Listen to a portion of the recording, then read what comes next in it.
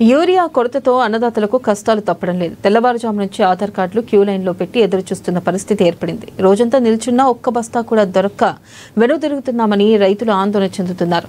రాజాపేట మండలంలోని రేణుకుంట PACS కార్యాలయం రైతులు 2-3 రోజుల తర్వాత ఇచ్చే యూరియా టోకెన్ల కోసం ఎదురు చూస్తున్నారు. క్రమ పద్ధతిలో రైతులకు యూరియా పంపిణీ చేస్తున్నట్లు PACS అధికారులు చెబుతున్నారు.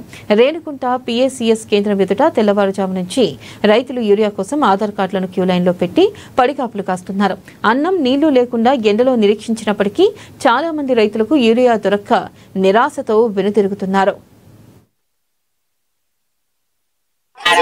రైతుల కోసము ఇక్కడ మరి రైతులందరూ వచ్చి ఇక్కడ ఇట్లా కూర్చుంటారు, మరి అడ్డం పెడతారు. కనీసం వీళ్ళకి ఒక 2 క్యాన్ల నీళ్ళు తెచ్చి ఇక్కడ వాడేస్తే తాగుకుంటానన్నా కూర్చుంటాను. ఫుడ్ పెట్టకుండా సరే సార్, కనీసం తాగడానికి వాటర్ అన్నీ ఇప్పించాలి కదా. ప్రభుత్వం ఇది గవర్నమెంట్దే కదా, ప్రైవేట్ అయితే కాదు కదా. తెచ్చైతే రైతులకు కనీసం వాటర్ అన్నా పెట్టాలి కదా. ఏ నాయకులు పట్టించుకోవట్లేదు. ఇప్పుడు అప్పుడు వాళ్ళకు ఓట్ల గురించి అయితే ప్రతిరోజు ఇంట్లో పన్నా తిరుగుతారు. మరి ఇప్పుడు కూడా అట్లనే రైతులకు సంబంధించింది ఏదన్నా ఉంటే వాళ్ళు పట్టించుకొని ప్రతిదీ రైతుకు అందించాలి కదా. టైం కు ఏది ఉన్నా ఈ టైం కు పెట్టుబడికి అవసరం ఉంటది. ఈ మసాలాలు గానీ ఒడ్లు గానీ ఏదైనా ప్రతిదీ అది వాళ్ళకి ఇప్పించాలి కదా.